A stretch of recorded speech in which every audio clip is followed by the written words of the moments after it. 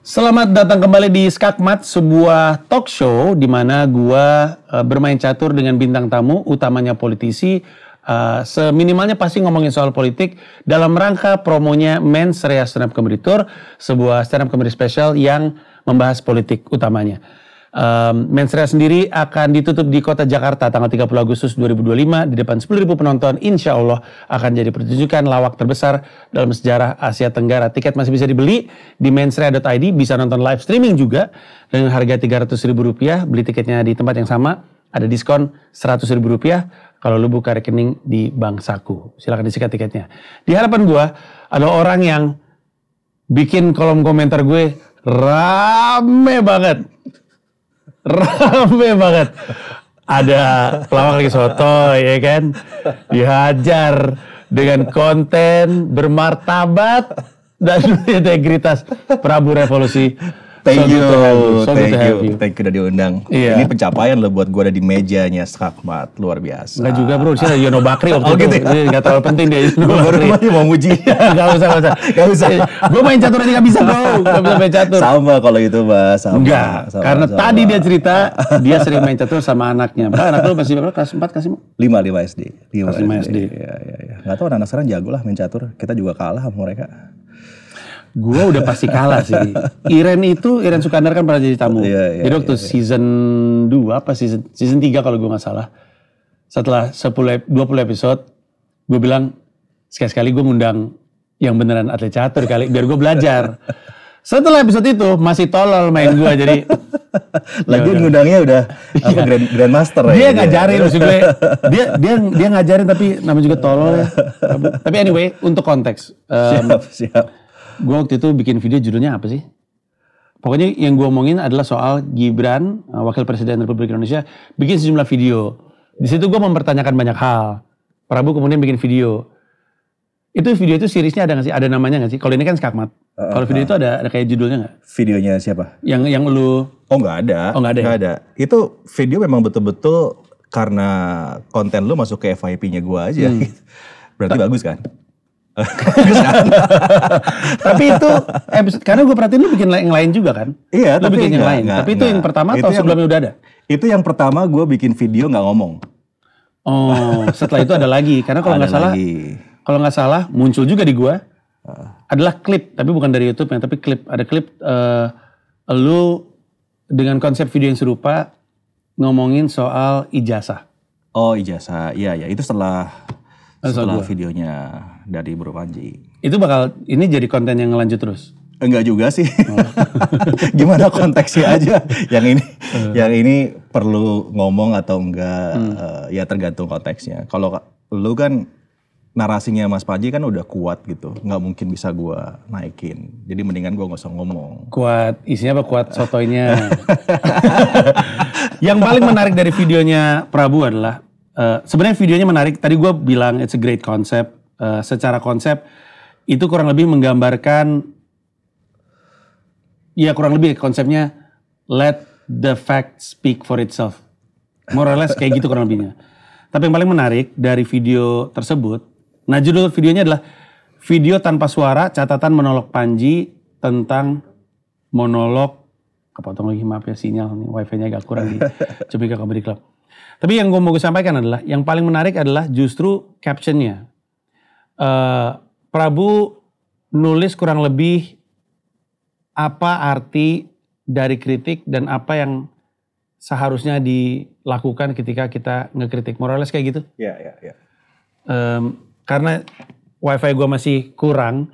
Waktu lu lihat video itu pertama kali, sehingga lu terpicu untuk bikin, kita sebut video respon ya. Waktu lu ngeliat itu, yang di benak lu tuh apa? Ceritanya ya. Kan itu muncul tuh di benak. Gini, gue tuh ngefans sama video-videonya lu. Ini gue nggak lebah ya. Gue subscribersnya channelnya Panji. Ya. Dan bukan hanya lu aja, beberapa orang yang sering mengkritik pemerintah juga gue follow, gue subscribe karena kepentingannya banyak hal. Yang pertama kan memang gue punya konsultan komunikasi politik satu, jadi gue harus tahu nih apa diskursus yang ada. Yang kedua gue ngajar komunikasi politik gitu. Nah kebetulan tentang videonya Gibran ini, mahasiswa gue lagi banyak bikin tugas tentang monolognya Pak Wapres. Oh gitu. Jadi mereka presentasi ini, itu dan macam-macam. Akhirnya kan gue terupdate tentang video tersebut lah. Beberapa kali sempat tanya juga ke beliau, ke Mas Wapres tentang kenapa bikin video ini dan seterusnya. Jadi gue punya konteks gitu kan. And then somehow tiba-tiba video lu muncul kan di YouTube gue. Loh ini gak kayak gini loh gitu. Dan itu respon pertama lo? Itu respon gue yang pertama, ini gak kayak gini nih gitu. Ditambah lagi karena gue tahu ya impactnya dari videonya Bro Panji gitu. Gue rasanya punya obligation untuk memberikan respon gitu. Toh kan memang media baru sebetulnya masalah interactivity kan.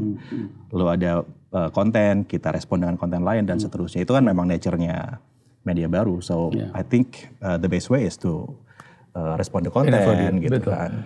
Muncullah video ini, karena ini juga di-mention ke gue, Bang Panji ada tanggapan? Apaan nih Prabu? Yang sebagai content creator ya, respon pertama gue, this is a great concept. Oh, thank you. Tapi yang nggak lihat, itu gue rekam di kamar ya. Sudut tempat gue baca buku sambil kadang-kadang ngopi gitu. Udah bikinnya gini aja deh. Taruh iPhone di lemari pakai alat gitu kan. Udah gue nonton laptop gitu doang.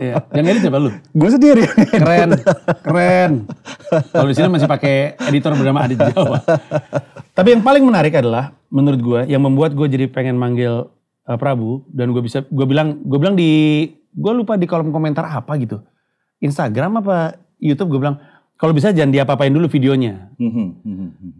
Sini gue akan coba bacain poin yang bikin gue pengen manggil Prabu dan gue kasih tahu kenapanya. Izin gue baca ya. Nanti kita coba munculin sini. Munculin Dit. Sat.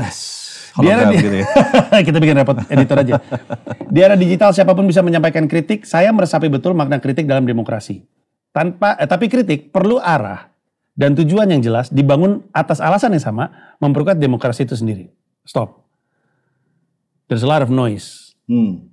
Gua aja sulit untuk membedakan ini sebenarnya orang yang punya kepentingan dan punya agenda, karena kita tahu ada. Misalnya gue sering ngekritik Gibran. Tapi kan agenda gue mengkritik Gibran dan Prabowo adalah karena gue gak pengen punya presiden dan wakil presiden yang gagal dong. Kalau gagal, kan korbannya rakyat Indonesia. Maka kritiknya dalam rangka punya presiden dan wakil presiden yang proper. Tapi kita tahu di luar sana kan ada yang punya agenda yang berbeda. Misalnya, ada yang emang pengen Gibran diganti aja, di-impeach. Ada dong. Ketika gue punya kritik terkait Gibran, ada yang numpangin kan.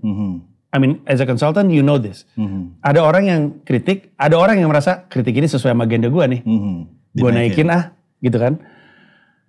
Sehingga yang membedakan, nanti jadi arahan diskusi adalah, yang membedakan itu adalah mana kritik, mana opini, mana fakta. Ini kan tiga hal yang berbeda. Nah ini kenapa jadi penting. Memperkuat demokrasi itu sendiri. Menurut gue, semua kritik gue didesain supaya gue memastikan presiden sama wapres gue benar. Tapi kita tahu, some people just want to see the world burn gitu, ada yang kayak gitu.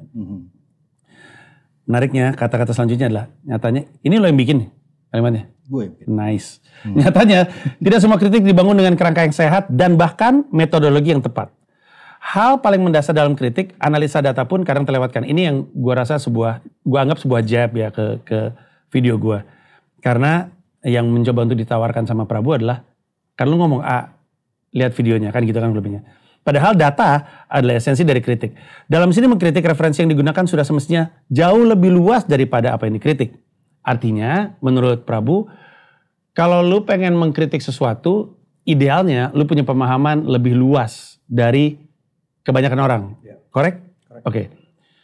Kita tidak bisa mengkritik substansi ketika data yang kita gunakan hanya judul satu berita atau hanya menonton 1-2 menit pertama dari suatu video. Disinilah gue diem dan berpikir, apakah gue orang yang sering gue kritik?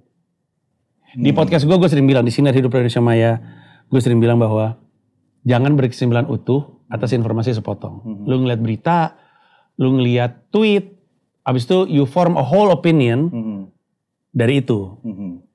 Itu yang sering gue preach. Video gue dan respon lu membuat gue berpikir, apa jangan-jangan gue juga ngelakuin hal yang sama. Nah dalam video ini saya merespon tanpa suara, membiarkan video dikonfirmasi oleh video yang lain demi menghormati nilai kritik. Kritik yang baik lahir dari kerangka berpikir yang benar, bukan hanya common sense yang mungkin keliru. Mengapa kritik butuh metodologi? Karena kalau tidak dibangun dengan etika dan metode, kritik hanya akan jadi kebisingan dan bising tidak bisa menjadi modal penggerak hati. Jadi dalam permainan catur ini bersama dengan Prabu kita akan ngomongin soal atau gini, gue ganti bahasanya. Mari kita rapihkan kebisingan ini dengan mendiskusikan mana fakta, mana opini, mana kritik. Karena orang masih siwar. Apalagi lu datang dari dunia jurnalisme, kan fakta-fakta, opini gitu kan. Iya. Opini harus dilabelin opini. Betul, betul. Sementara fakta, kalau lu di berita, lu menyampaikan fakta kan, lu nggak boleh nambahin opini lu sendiri, kecuali memang editorial kayak atau misalkan gimana. Oke, sebelum kita main, silakan pilih mau main hitam atau putih. Yang mana aja sih? Silakan. Saya mah ngerespon aja permainannya. Nah, kita akan banyak ngomongin soal, kita akan berangkat dari. Tapi by the way, I have to appreciate ya responnya Bro Panji loh. Di sini juga saya ngomong sama teman-teman semua. Saya nggak expect Bro Panji bisa membuka dengan begitu cantik. Lu kan kesannya kayak memang ngerasa bahwa jangan-jangan gue ada salahnya gitu kan. Itu nggak gampang ya, nggak gampang untuk mengakui itu ya, walaupun nanti kita bisa bicarakan di sini sekarang, tapi lu punya sikap seperti sekarang ini ya, dan bahkan mengundang gue langsung, menurut gue sih itu gentle ya. Enggak, karena gue tolol aja, Prabu. Bukan karena lu gak punya tamu kan, lu undang gue kan? Enggak, gue ngejar lu. Prabu saya kejar guys. Aduh. Karena nggak tahu ya, mungkin karena dalam hidup gue sering merasa tolol, jadi it's not hard for me to accept that I'm wrong gitu, jadi ya. Ya itu keren. Ya. Itu keren. Pokoknya take outnya adalah gue pengen menggali sebanyak-banyaknya yang gue bisa dari lu. Lu adalah orang yang bisa gue katakan cukup ideal. Mungkin bisa dibilang salah satu yang paling ideal untuk ngomongin ini karena latar belakangnya media. Lu juga punya konsultan politik, konsultan komunikasi politik? Konsultan komunikasi politik, yes. Apa brandnya? Brandnya tidak disebutkan karena value-nya adalah orang nggak tahu gue kliennya siapa. Itu ada value-nya. Sehingga praktisi juga, dosen juga, dan terlibat di politik juga. Karena sebagai seorang yang senang marketing dan senang politik, kampanye politik kan marketing. Yes. So orang yang tepat untuk ngomongin ini. By the way, ini cuma untuk mengingat saja siapa yang bermain. Pertanyaan pertama keluar dari langkah catur pertama. Ketika kita selesai permainannya, entah skakmat atau resign karena kepanjangan, gue punya kesempatan untuk nanya satu pertanyaan terakhir. Silakan langkah catur pertama Anda. Oke.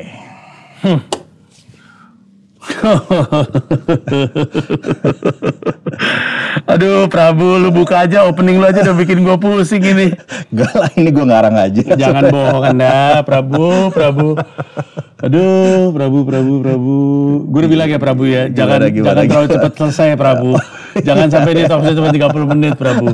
Yang nonton bete. Algoritmanya nggak jalan kalau 30 menit ya. Dan mereka bilang, abang jangan menghina kuota saya katanya. Openingnya udah bikin deg-degan ini. Soalnya kalau main hitam, respon gue tuh menggambarkan level kemampuan catur gue. Jadilah. Oke, langkah catur pertama. Kayak yang gue bilang ya, kita akan run through videonya.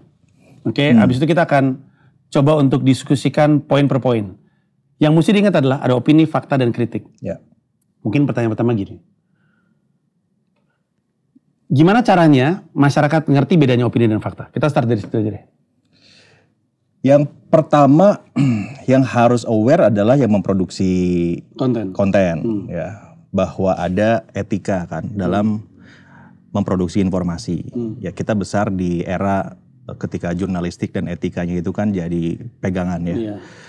Saat kita menyampaikan opini itu boleh banget. Bahkan jurnalistik itu sah menyampaikan opini, tapi kan harus dikasih label editorial namanya. Kalau berita itu harus faktual ya. Saat disampaikan opini harus ada perkataan bahwa ini adalah opini redaksi. Itu disclaimer yang publik harus tahu, karena publik itu merespon informasi itu kan pasif. Ya, ini teorinya banyak gitu, penelitiannya banyak. Apalagi berita. Ya, orang itu kan kalau terima berita nggak query berita. Kalau kita bicara tentang lanskap media baru ya, tapi apa yang muncul secara tidak sengaja di feednya dia konsumsi gitu kan. Jadi dia nggak punya defensive mechanism sama informasi yang masuk. Oleh karena itu kita yang bikin informasi yang harus punya tanggung jawab, obligation untuk memberitahu kepada publik, ini saya lagi menyampaikan data, ini saya lagi beropini, ini saya lagi mengkritik gitu. Walaupun kritik sebetulnya opini juga ya, nggak masalah juga gitu. Kritik, karena kritik sudah pasti beropini. Kalau kritik kan nggak mungkin tanpa opini kan, pasti ada opininya. Kalau itu tadi kritik, arah pertanyaan gue. Berarti yang bisa dikritik hanya opini. Apakah fakta bisa dikritik? Bisa dong, bisa. Kenapa enggak? Fakta bisa dikritik. Jadi misalkan gini. Misalnya gimana ya? Misalkan Panji tinggi ya, itu kan opini. Tapi kan faktanya tingginya 180, itu kan fakta. Bahwa opini Panji tinggi ya masih bisa dikritik kan? Kita bisa bilang dibandingin siapa? Betul. Shaquille O'Neal lebih tinggi gitu kan? Tapi kan fakta, masa fakta bisa dikritik? Tingginya Panji 180? Enggak. Kebenaran aja. Faktanya. Iya. Bener nggak 180? I see. Metodenya pakai apa ngukurnya gitu? I see. Diukurnya di sini atau di kutub kan beda tuh. Kalau betul, berat badan juga bisa beda juga sama gitu. I see, oke. Dan dalam kritik terkandung opini. Iya, pasti ada opini. Kalau kita mengkritik pasti kan ada opini kan. Karena kan kritik itu merespon kemapanan, ya udah ada kemapanan yang terjaga gitu. Kemudian kita ingin memberikan intervensi pada kemapanan itu, bentuknya adalah kritik gitu. Makanya kenapa dalam ini ya kajian pengetahuan itu kan ada yang disebut dengan paradigma kritikalis. Ya ada siapa namanya? Ada Marxis, ada Habermas dan semacamnya. Mereka kan sebetulnya ingin merusak atau mengubah kemapanan yang ada, sehingga muncullah metodologi kritik dari mereka gitu ya. Bagaimana mengkritik itu dengan metodologi, sehingga kritik yang muncul itu, bahasa gue ya, bertanggung jawab gitu. Apalagi, gini bro, kenapa sih gue akhirnya memutuskan untuk, ini gue harus merespon nih. Tadi kan gue udah sebutin di awal ya ke Bro Panji. Lu kan impactnya besar gitu, influence-nya kan nggak bisa dibilang kecil, masif lah gitu ya. Kritiknya dari Panji itu kan didengar dan mungkin masuk ke dinding istana juga gitu kritik lu itu kan. Masa? Oke, kan? Jadi gue ngerasa harus ngejagain nih gitu orang-orang kayak Bro Panji, kayak beberapa teman-teman kita yang suka ngekritik ini, agar kritiknya memang produktif, karena beberapa kritik memang dibutuhin gitu ya. Dan Pak Presiden kalau sekarang bicara tentang politik ya, Pak Presiden Prabowo kan termasuk presiden yang merespon kritik ya, bisa dibilang. Jadi ini Bro Panji ini kritiknya harus kita jaga ini supaya kualitas kritiknya tetap terjaga gitu. Gua suka dengan cara lo mengkritik, apalagi kan lo sedikit cynical gitu kan ya. Ya cynical is a part of demokrasi juga sebenarnya yang nggak bisa dilepaskan. Nah, dalam komunikasi itu ya bro, orang-orang kayak lu, kayak gua, itu sebetulnya disebut sebagai opinion leader. Kalau di proses produksi informasi itu kita tuh satu rantai penting yang nggak boleh nggak ada, namanya gatekeeping. Jadi orang kayak kita ini gatekeeper nih gitu. Nggak bisa disamain kita ngobrol di podcast sekarang ini kayak orang lain ngobrol di warung kopi. Beda. Karena mereka ngobrol, impactnya ya buat mereka berdua. Kalau kita ini kan bicara kayak begini nih, walaupun ini kesannya ngobrol ya, tapi ini kan ditonton sama jutaan orang gitu. Amin. Ya sama jutaan orang, dan mereka nggak punya mekanisme untuk bertahan. Karena kebanyakan orang ketika mengkonsumsi informasi, tadi yang gue bilang, defenseless. Ya, beda sama orang mau cari hiburan, mereka cari kan, ada dorongan aktif dari mereka untuk mencari informasi. Kalau berita kan enggak, jarang banget orang kayak kita gitu cari berita ini gitu. Rata-rata kan mereka dapetnya pasif gitu. Mereka terima, berhenti di situ, nggak nyari lagi. Gitu. Dan itu yang bikin kenapa kita harus bertanggung jawab sama kritik kita gitu. Dalam video yang gue kirim, dalam video yang gue buat, menurut lu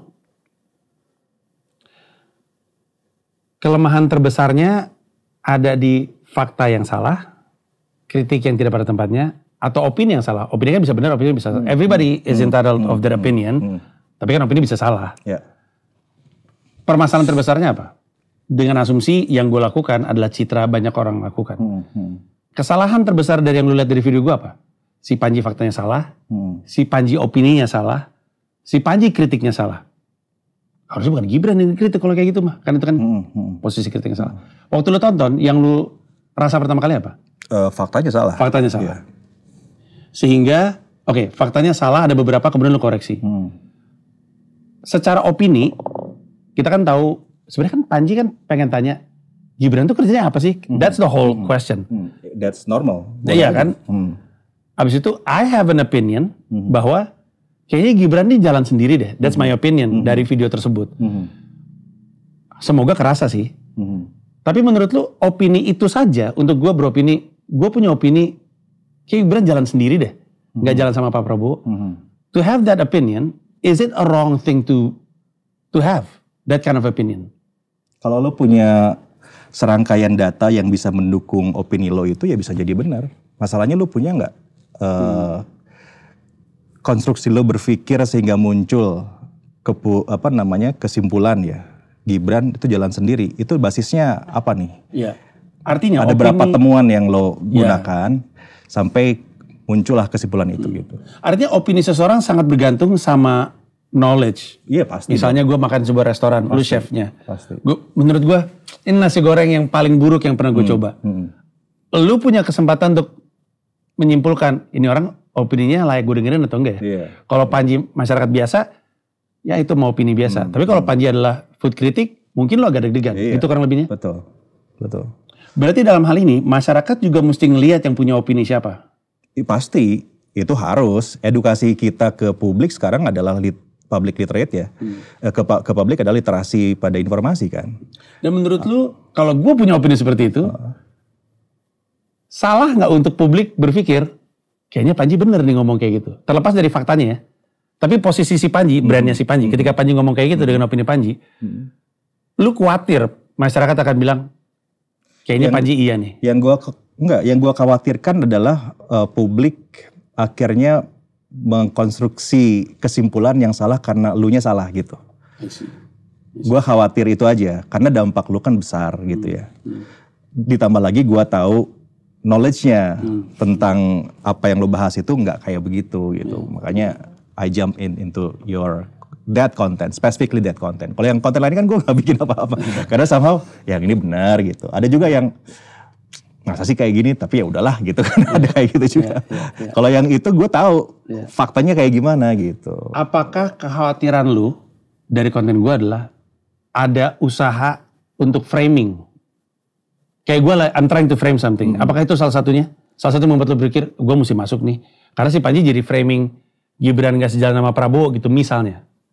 Apakah itu yang lu khawatirkan? Gue ada kekhawatiran itu mungkin lebih kepada karena gue ngerasa semestinya untuk saat ini ya itu tidak dilakukan. Karena masa pemerintahan Pak Prabowo Gibran yang masih setahun ya, belum setahun. And then belum apa-apa kita udah goyang mereka dengan ini Prabowo sama Gibran ini harus berantem nih, harus pecah nih gitu. Itu kan nggak fair gitu menurut gue. Potong sebentar ya. Ya. Tapi memang ada yang pengen kayak gitu. Ada. Gue nggak pengen. Ada. Gue nggak pengen. Well, that's good. Good to hear from you kalau lo nggak pengen. Gue nggak pengen. Gue ngomong di Mensrea. Jangan berpikir gue pengen ikut memaksulkan Gibran karena fufu fafa. Jangan berpikir gue pengen memaksulkan Prabowo karena gue mengkritik Pak Prabowo pernah bikin pernyataan mau maafin koruptor. Gue ini kritik karena gue pengen memastikan dua-duanya bekerja dengan baik. Gue cukup usia untuk tahu apa yang akan terjadi ketika ada pemakzulan. We know that yang jadi korban selalu rakyat duluan. That's not what I want. However, di Skakmat ini pun di episode sebelumnya orang bisa narik kesimpulan emang ada usaha untuk memecah mereka. Sekali lagi, di depan tadi gue bilang, ada orang yang punya agenda, sama ada orang yang pengen kritik, kadang-kadang kritiknya dimanfaatkan sama orang yang punya agenda. Oke. Apa tuh? Oh, aduh, apa itu? Gue garang bebas aja kok. Jangan bohong, jangan bohong Anda. Biar cepat selesai. Jangan dong. Biar gue Oke. Nah sekarang pertanyaan gue, menurut lu video gue, video kritik, makanya lu bilang kayak gitu. lo memang lagi mengkritik kan itu. Iya dong. Opini lo kan banyak banget di situ. Gue lagi beropini. Iya. Ya tapi That's kan, my argument. Iya. Gue lagi beropini. Nggak semua opini kritik kan? Tapi in your case ya itu kritik. Di video lo kan itu kritik. Lo kritik, nganggap itu kritik atau enggak? Gue bertanya. Enggak kalau. Gue beropini. Karena gini, Iya, kenapa ini jadi poin yang penting? Kalau setiap kali gue ngomong di label sebagai kritik, capek dong Pak jadi pelawak. Iya. Iya dong. Sometimes I'm just telling jokes. Iya. Sometimes I'm just making content. Iya. Sometimes it's jokes, sometimes it's opinion. Nah makanya gue pengen tahu kenapa labelnya kritik terhadap konten yang gue anggap sebagai opini. Karena opini lo banyak juga di situ. Betul, tapi nggak semua opini kritik kan? Ya tapi kan opini lo di video itu kan memang buat kritik, iya nggak sih? Lo di situ mau kritik atau enggak? Gue mau ngajak rakyat untuk bertanya-tanya. Lu sepakat nggak sama gue bahwa Gibran jalan sendiri? Kalau misalnya memang pertanyaan aja yang lo deliver di konten lo kan, lo nggak akan ada opini. Ini Gibran jalannya nggak sama dengan Pak Prabowo. That's my opinion. Kemudian, ya itu kan makanya opini. Berarti kan nggak semuanya pertanyaan kan bentuk lo di Tapi itu juga bukan kritik kan? That's a statement. Gue bilang bahwa menurut keyakinan gue Prabowo sama Gibran nggak sejalan. That's a statement. I'm entitled to my opinion. It's not necessarily kritik. And then lo ngomong harusnya kan Gibran begini. That's kritik. Iya. That's kritik. Oke, jadi kita masuk ke video aja ya. Kita coba play dan kita akan bersabar karena moga-moga sih orang langsung geser ke YouTube bro. Lumayan nambah AdSense. Oke. Nambah AdSense. Prabu mulai dengan mengambil potongan dulu dari salah satu video gue. Videonya juga lama. Moga-moga kedua videonya jadi naik. Video ini semua nih, 5 biji yang baru ini dalam waktu 2-3 minggu terakhir ini. Dia ini dalam rangka apa sih? Kenapa dia bikin video ini? Memang Gibran ini ditugaskan untuk membantu Pak Prabowo dalam hal apa? Sehingga hasilnya adalah video-video ini. Oke. Sampai situ, itu bentuknya pertanyaan terbuka kan. Gua niatnya mengajak masyarakat, kalau zaman kita SD ada Transformer More Than Meets the Eye, untuk melihat lebih dari yang tampak. Ketika Gibran melakukan itu, apakah dia melakukan itu karena perintah, atau dia jalan itu sendiri? Let me just put another context, karena Anda kan sahabat Gibran. Gua memang punya kecurigaan Gibran jalan sendiri. Salah satu yang lu pertanyakan adalah pernyataan gue Gibran campaign. Gue punya kekhawatiran memang Gibran campaign karena dua bukti yang gue lihat adalah lapor Mas Wapres dan bantuan Istana Wapres yang menurut gue nggak perlu lah, you don't have to label it. It's coming from you. Tentu dananya dari dana operasionalnya Wapres, but you have a president. Bantuan kan bantuan pemerintah Republik Indonesia. Nah, gue tuh punya kecurigaan itu. Ditambah yang tentu konteksnya jadinya gue salah karena gue nggak bilang konteks sama penonton. Ditambah gue ngobrol-ngobrol sama sejumlah orang. Tamu gue kan politisi semua, hampir 40 episode. Makanya gue tuh pengen masyarakat tahu bahwa gue khawatir, gue pengen tahu menurut lu kekhawatiran ini milik gue saja atau milik lu juga. So menurut gue ini pertanyaan untuk memicu berpikir. Kemudian Prabu ngerespon dengan video ini. Sudah saatnya kita lebih komunikatif, lebih proaktif dalam memberi keterangan tentang keadaan yang berlaku. Saya kemarin saya sadar beberapa minggu lalu sudah mulai sadar bahwa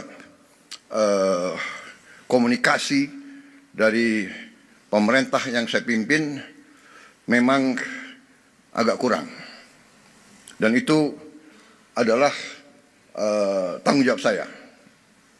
Oke, nah, gue bertanya-tanya apakah Gibran jalan ini sendiri? Prabu menjawab dengan kurang lebihnya Pak Prabowo mengaku bahwa komunikasinya kurang, insinuating bahwa Prabowo memang nyuruh Gibran. Padahal kan ini opini lu kan bro? Dari mana lo tahu itu opini gue? Karena lo bilang mungkin dan menurut saya. This is your opinion. Am I correct?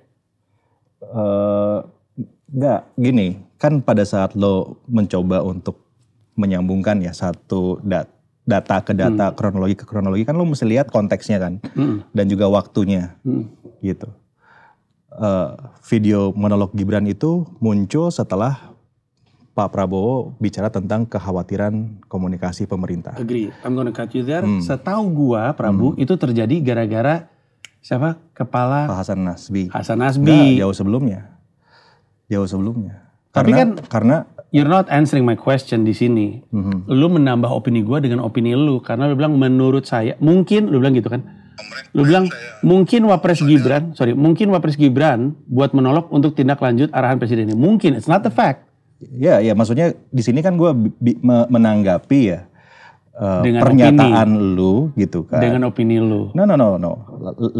Let me put it in a right way ya. Jadi lu ngomong ngapain ini Gibran begini gitu kan. Ngapain jalan sendiri dan semacamnya itu.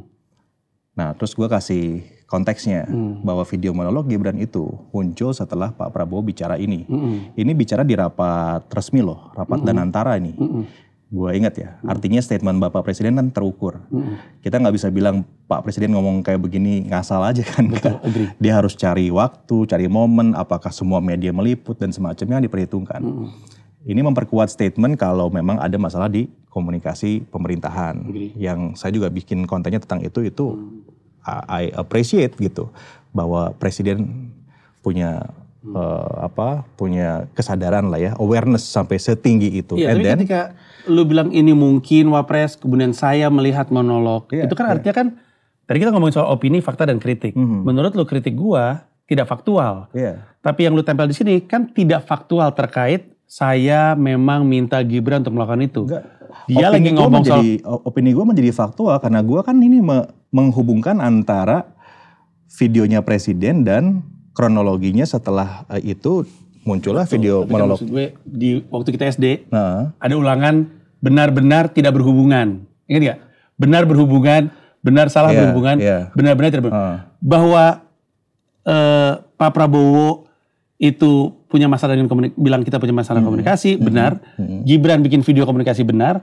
Tapi kan belum tentu berhubungan. Itu yang gue khawatirin. I read your comments. People read this as a fact. Tapi kalau benar dan benar kan jadi benar. Enggak dong. Iya dong. Lo kalau ngomongin logika itu benar dan benar jadi benar. Benar dan salah jadi salah. Kenapa salah lo dan tulis benar jadi salah. Kenapa salah lo tulis salah saya mungkin? Kenapa lo tulis mungkin? Kenapa nggak lo bilang ternyata Prabowo memerintahkan Gibran untuk bikin video tersebut? Ini kan questioning your statement. So you're questioning my statement lo with bisa another gak sih question? ngelihat mungkin aja bahwa Pak Prabowo itu bahwa Gibran itu menindaklanjuti arahan Pak Presiden. Tapi kan itu juga berarti aja. mungkin tidak.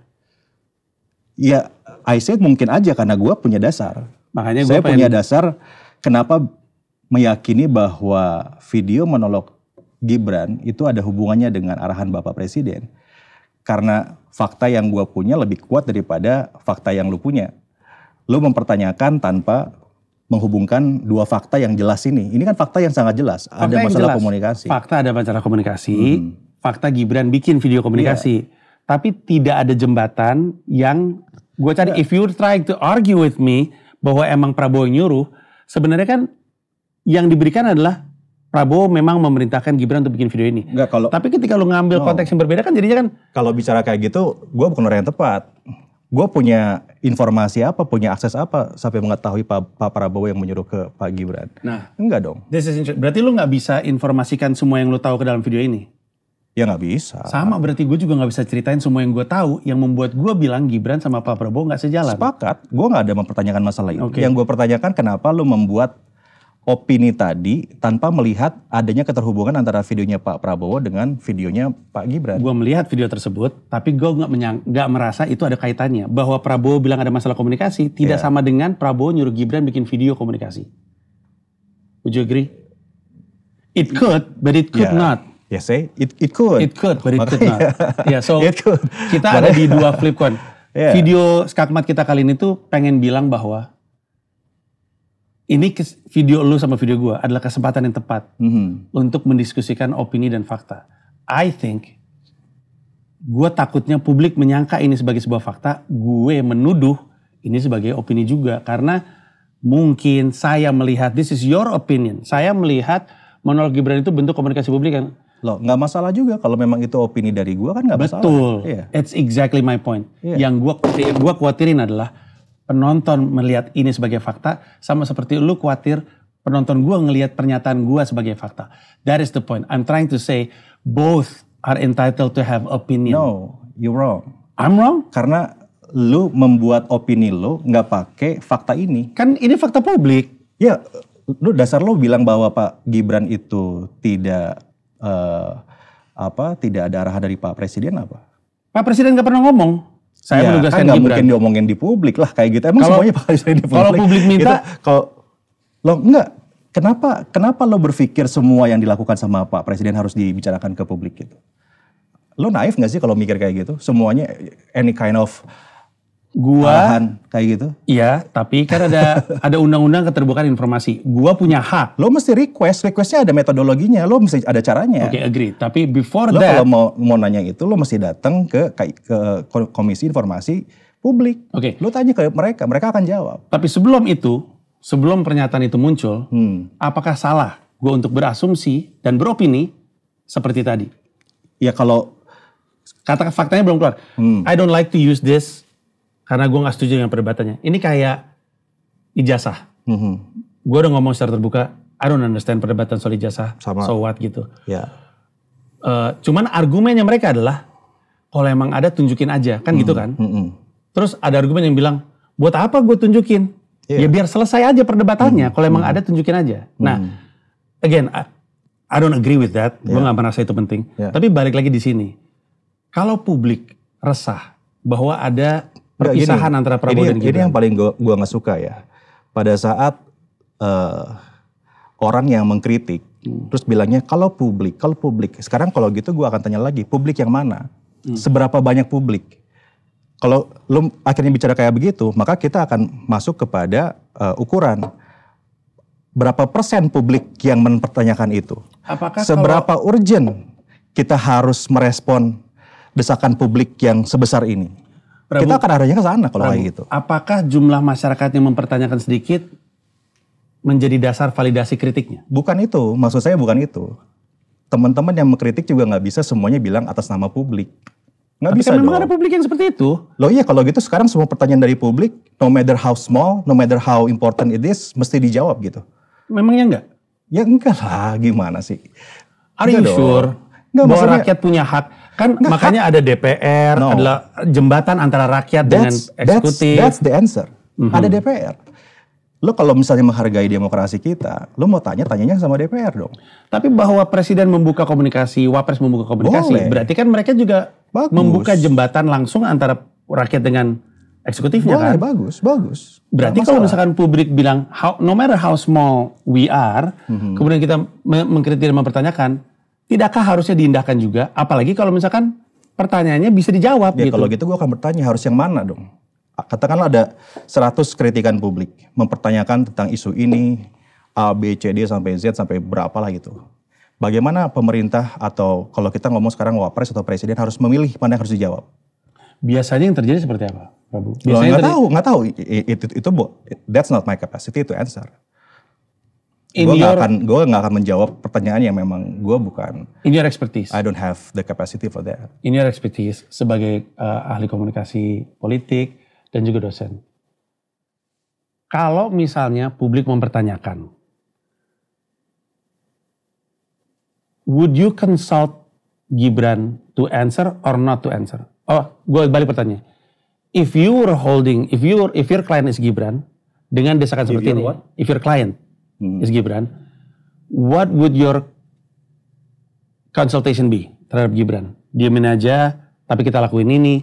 Jawab aja, tapi jawabannya if you were consulting Gibran. Yang pertama gue nggak bisa jawab karena Gibran belum pernah jadi klien gue. Ya, gue harus tahu dulu apa yang dialami oleh Gibran, bagaimana Gibran sedang bekerja saat ini. Gue mesti tahu dulu semua konteks itu, and then I can give the advice. Gue nggak bisa berandai-andai if I were, because I'm not there. Nggak bisa gue kayak gitu, bro.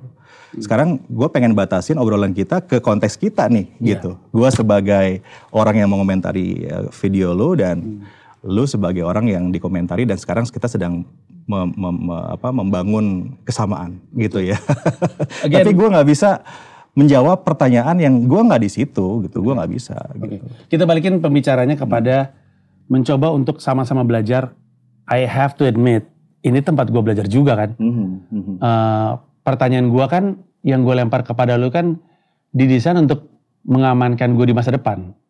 Misalnya ya, bayangin gue bikin video kayak Gibran, tapi sama orang yang lebih tersinggungan. Misalkan gue bikin video, tendensinya mirip kayak waktu gue bikin sama Gibran, tapi gue bikin sama Bahlil gitu misalnya. Pak Bahlil. Kemudian dia ngelihat bolong dalam argumen gue, kemudian dia mensomasi gue, atau mungkin lebih buruk lagi gitu. Artinya kan gue gak mau itu terjadi sama gue. Bersyukur Gibran santuy digituin. Iya. Responnya respon dari orang lain, bukan respon dari Gibran. Tapi kan argumen ini atau diskusi ini membuat gue, I have to be critical with this to make sure my position in the future lebih baik dan lebih bijak. Karena gue terima kritik dari lu bahwa ini bisa Nji, ini gak bisa Nji. Lu gak boleh punya opini ini, lu boleh punya opini seperti ini, gitu kurang lebihnya. Lu boleh punya opini apapun, as long as basisnya itu ada datanya. Jadi menurut lu, orang kalau beropini harus benar opininya? Bukan masalah benar atau nggak benar, Kan bro. basisnya. Tadi yang gua katakan sama lo di awal ya. Posisi lo sama sekarang itu nggak bisa dibilang orang. Iya betul. Lo sama gue ini punya tanggung jawab moral. Betul. Ya. Memastikan kritik opini yang muncul dari kepala lo dan mulut lo sekarang ini itu bertanggung jawab, ada dasarnya. Iya. Ya. Dasar itu lo mesti sebutin. Kalau lo tadi menyebutkan di video itu ada dasarnya, gue mungkin gak akan bikin video ini. Seperti Ferry bikin video bantahan tentang bonus demografinya Gibran. Gue gak bikin video apa-apa. Karena menurut gue basis argumen yang dia buat benar, walaupun lebih mendelegitimasi Gibran ketimbang video lu gitu. Oke. Gue tonton semuanya, ya ini dasarnya ada gitu. Dia bawa teorinya, dia bawa substansinya gitu. Oke. That's okay. Gue bahkan setelah itu ketemu sama Ferry bahkan gitu. Gue ngobrol sama dia. Gitu. Berarti salah satu kesalahan gue dalam bikin konten kemarin adalah gue tidak menyertakan video yang lu taruh di sini. Bisa jadi. Iya. Bisa Karena jadi asumsi gue, mungkin ini letak kesalahannya.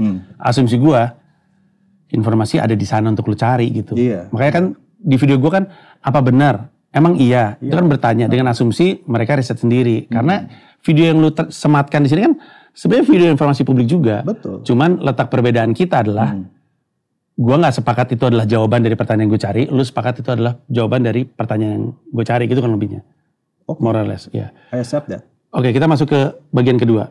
This gets interesting. AI plus coding masuk sekolah, 200 sekolah rakyat dibangun. Gue gak pernah dengar. Lu pernah dengar Pak Prabowo ngomong soal ini? Juga Orang untuk kalau mukanya ganteng nggak bisa membangun diapa-apain ya.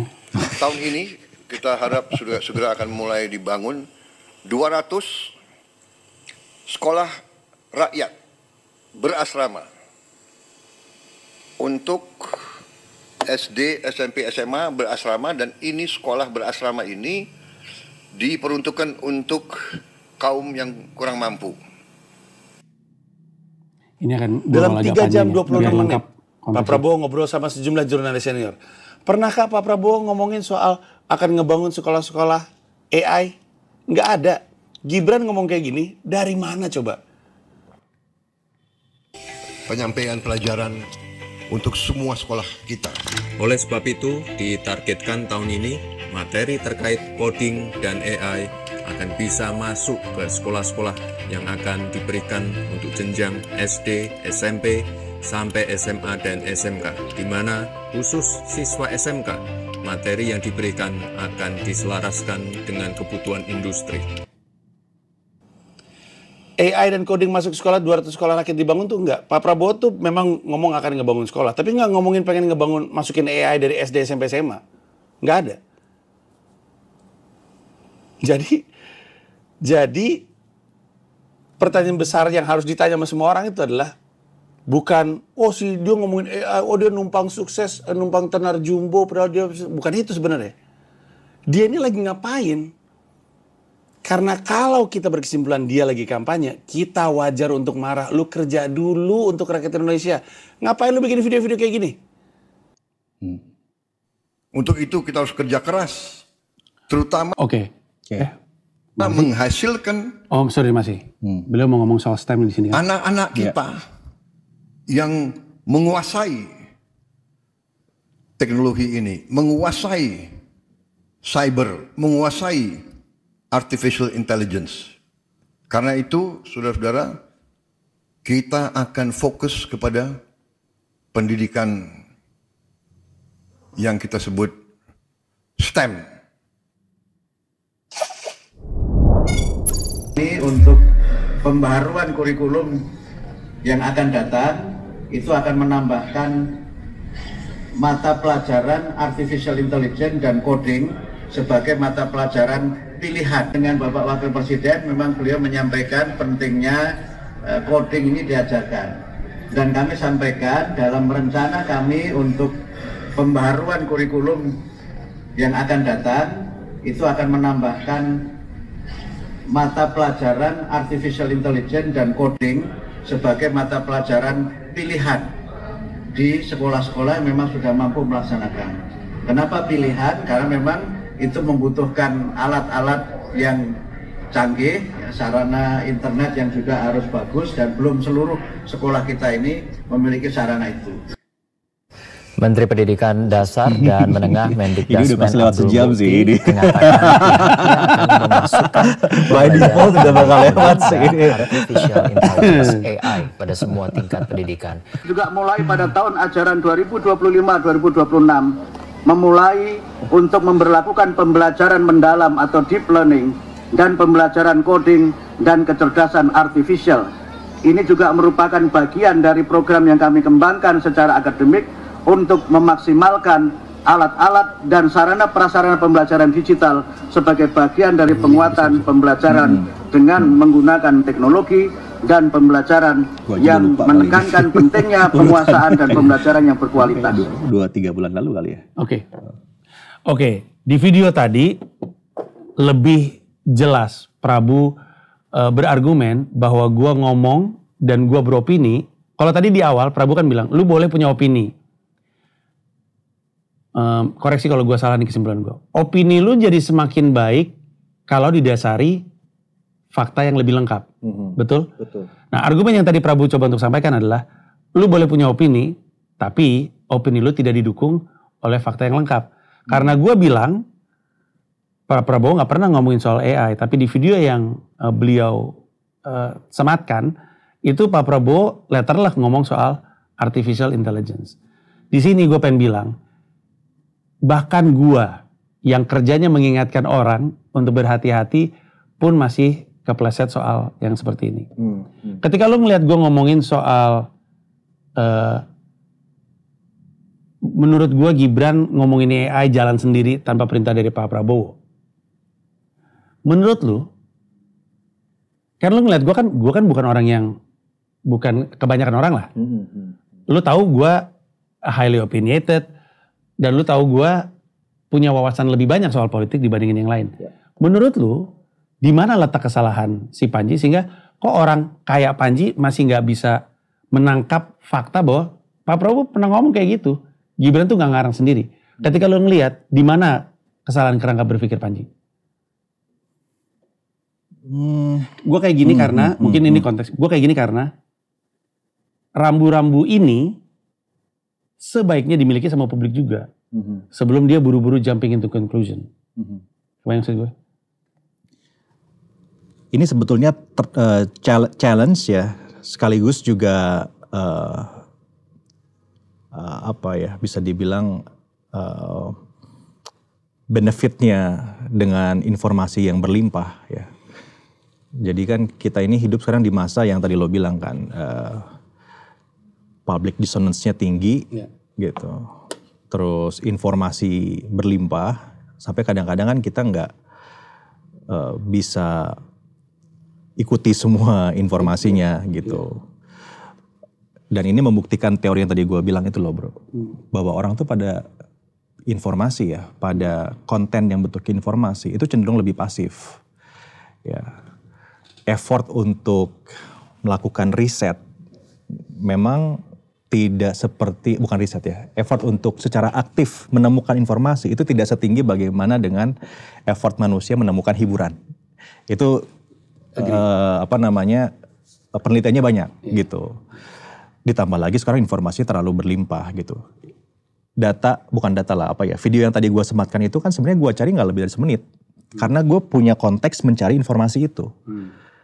Gue punya konteks mencari informasi apa benar Pak Prabowo nggak pernah bicara tentang AI gitu kan. Ada tujuan itulah yang membuat gue mudah mencari informasi tadi. Ya pada saat lo membuat video itu barangkali lo nggak punya konteks itu. Jadi missnya di situ gitu. Lo nggak ada konteks untuk mencari apakah Pak Prabowo itu pernah bicara tentang AI, and then you skip the statement. Itu aja sih rasanya ya. Mungkin kalau lo tahu Pak Prabowo bicara itu, bisa jadi opini lo nggak akan kayak tadi, walaupun tetap kritik ya.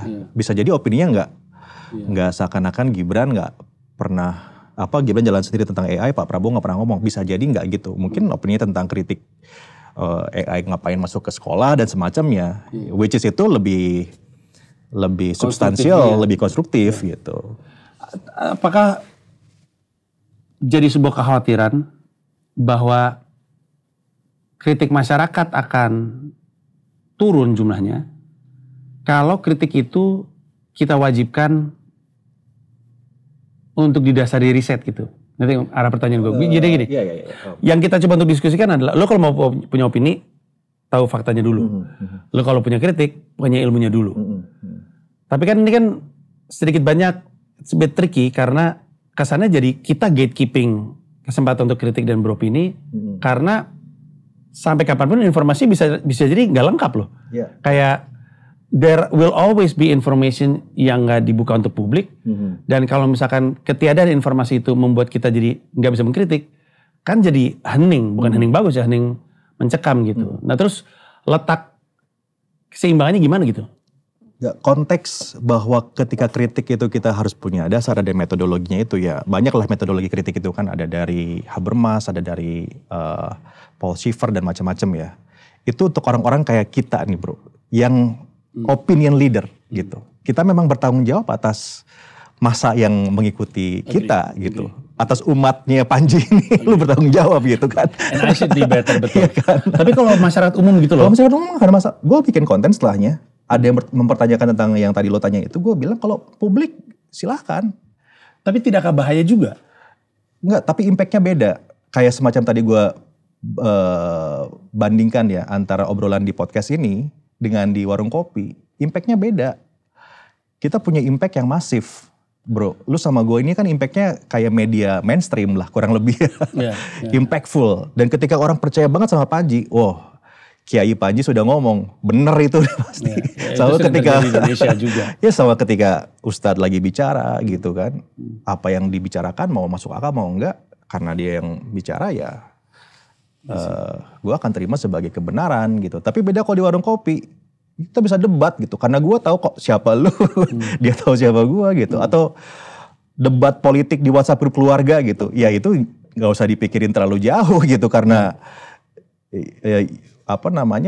warna lah, itu warna dari yang kita bilang demokrasi ini gitu ya. Silakan kritik publik ya silakan gitu. Artinya gue mau narik kesimpulan, tapi gue mau ngelempar ke masyarakat. Artinya di mata lu kurang lebihnya ada perbedaan nih antara opini Panji sama opini masyarakat umum. Masyarakat umum bisa kita kategorikan sebagai ya udahlah ya, lu mau beropini aja.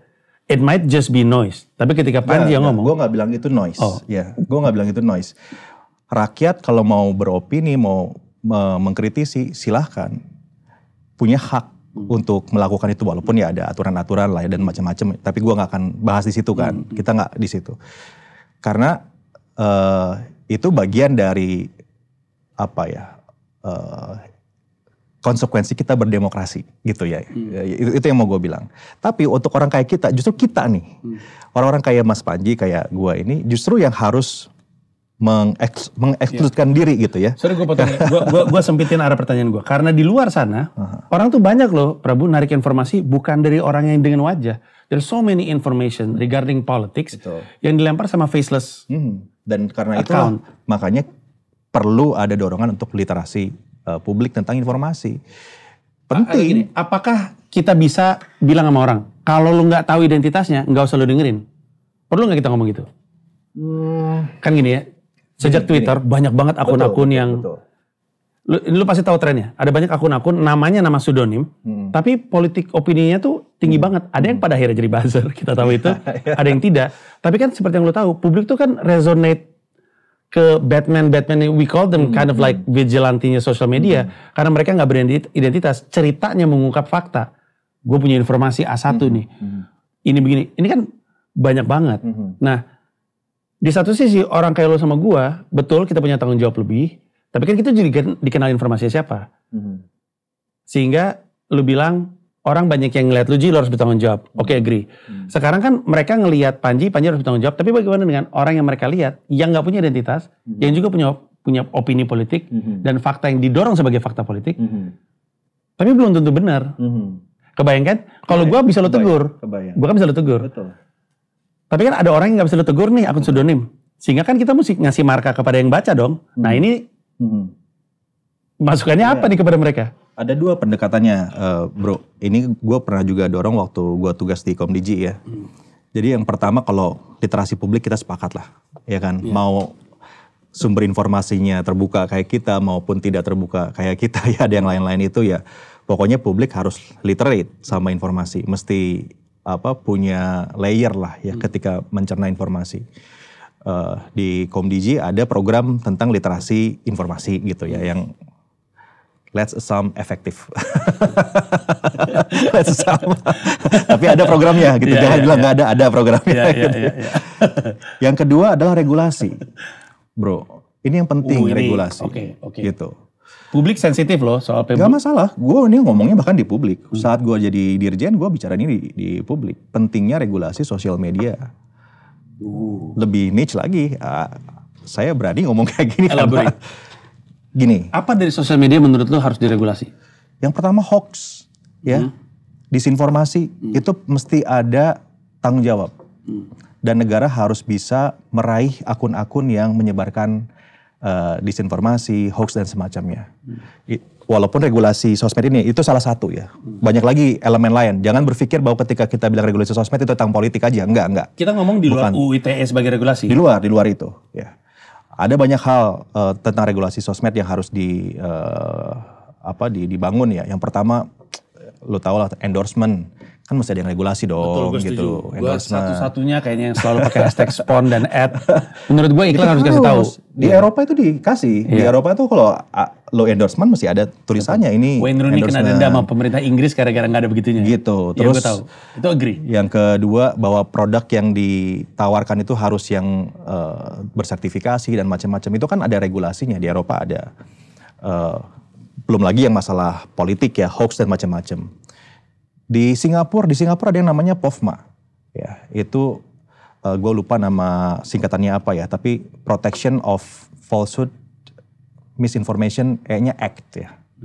Jadi undang-undang loh bentuknya untuk meregulasi tentang misinformasi di Singapura.